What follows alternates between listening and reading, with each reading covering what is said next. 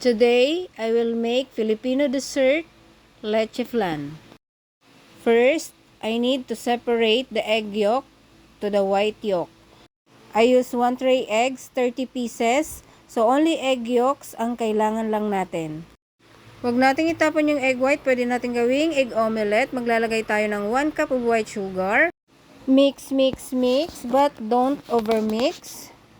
Then, maglalagay din tayo ng 2 cans of evaporated milk and 1 can of condensed milk.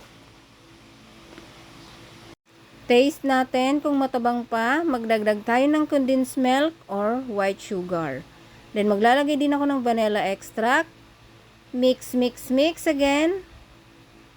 But don't overmix.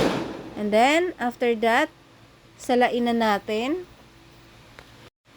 Tingnan natin kung may mga buo-buo, tanggalin natin para smooth yung ating leche flan. Ayan, okay na. Sa llanera, maglagay tayo ng 1/2 cup of white sugar. I-melt lang natin ito. Ganyan. Then, kapag okay na, ahunin na natin. So, malaking llanera nga pala yung ginamit ko dito.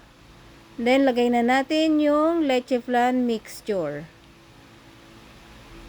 So, sumobra siya.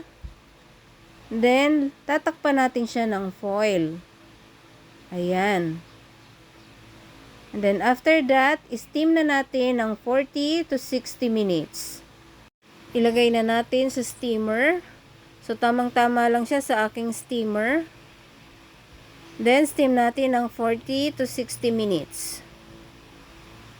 After 60 minutes, pwede na nating serve. Ayan, check natin yung kanyang texture. Filipino dessert leche flan.